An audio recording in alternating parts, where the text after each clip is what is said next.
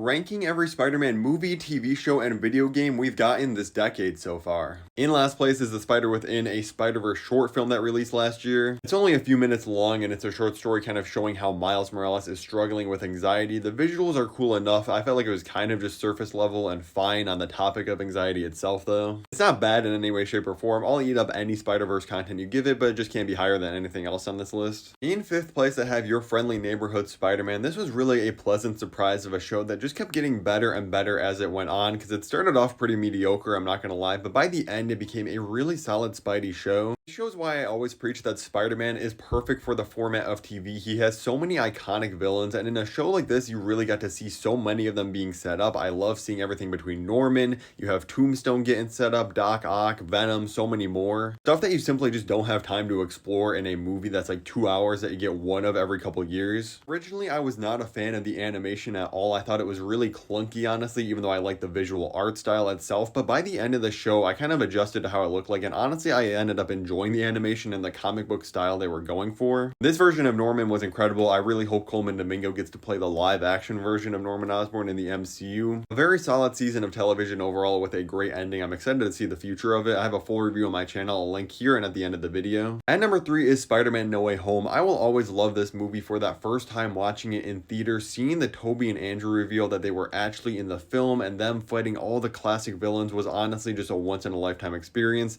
Sadly, every time I've rewatched this film, which I think has been 3 times at home since then, I kind of enjoy this film a little bit less every time, and it's mostly because the first like hour and everything with Doctor Strange is kind of really bad in my opinion. I still have a lot of fun with the movie. As soon as Green Goblin's introduced and Aunt May gets killed off, I think the film really picks up and becomes great again, but that first hour really drags it down on rewatches in my opinion. That sounds very critical. I still have this as like an 8 or 9 out of 10, so don't hear what I'm not saying. It's not like I don't like this movie anymore. It just never hits as hard as that first time in theaters where it was a perfect 10 out of 10. At number 2, I have Spider-Man 2 for the PS5. I feel like a lot of people were really hard on this game because yeah, maybe the story was a little bit weaker and sloppier than the first one, but honestly, it was still absolutely an incredible story. I love this version of Peter Parker, and seeing him and Miles working together was so much fun to watch. Plus, I really love the dynamic between Peter and this version of Harry as he's becoming Venom. It was honestly just incredible and tragic to see at the same time. Really just a super solid story. It's kind of hard to judge gameplay comparing this to other things that are just purely story, but the gameplay was also fire. No surprise, my number 1 is Across the Spider-Verse. This I've also rewatched like 2 or 3 times since theaters, but it has not gone down any time. This is a complete masterpiece in every single level. The soundtrack by Metro Boomin, A++